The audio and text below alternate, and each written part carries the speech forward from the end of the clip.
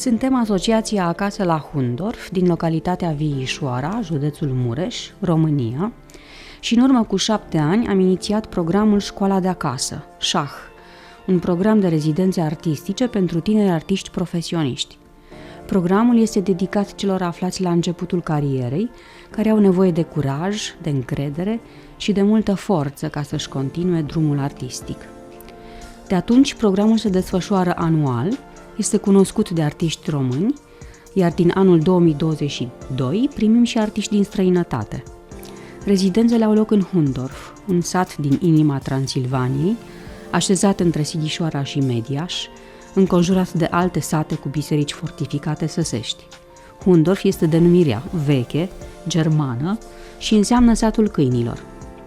Rezidența noastră durează 2 săptămâni, nu are o temă impusă și nu se limitează la anumite arii artistice. Dimpotrivă, ținta noastră este să oferim timp și spațiu artiștilor pentru a-și identifica și întări individualitatea, să oferim liniște pentru procesul creator și nu pentru rezultate imediate, să insistăm pe interdisciplinaritate și conexiuni. Artiștii care vin în rezidență sunt primiți de membrii unei comunități rurale cu care interacționează. Suntem deschiși propunerilor de proiecte și artiștilor, fie că au nevoie de singurătate și reculegere ca mediu de inspirație, fie că au nevoie de dialog și conexiuni pentru potențarea atmosferei creatoare. Oferim spații diferite de laborator, acasă, în grădină, pe dealuri, la Biserica Evanghelică, care e un monument de patrimoniu de secol XVII. Mizăm pe un loc prietenos, liniștit și departe de vuietul citadin, în care să ne simțim liberi și inspirați. Considerăm că implicarea în dezvoltarea culturală și susținerea celor care sunt la început de drum și au idei proaspete este un bine pentru fiecare dintre noi.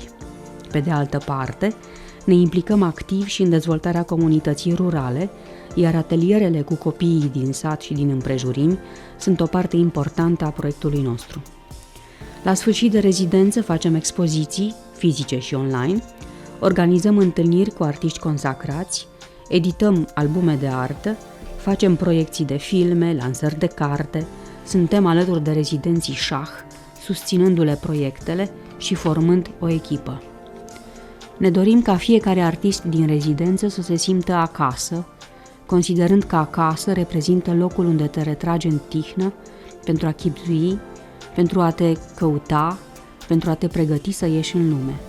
Acasă este locul de libertate maximă, spațiul perfect pentru joacă și pentru experiment.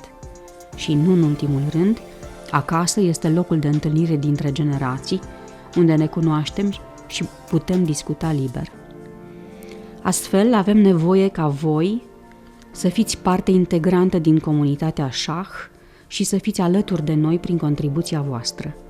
Fiecare donație ajută la creșterea programului de rezidențe și susține într-un mod sustenabil dezvoltarea culturală și educațională a noilor generații.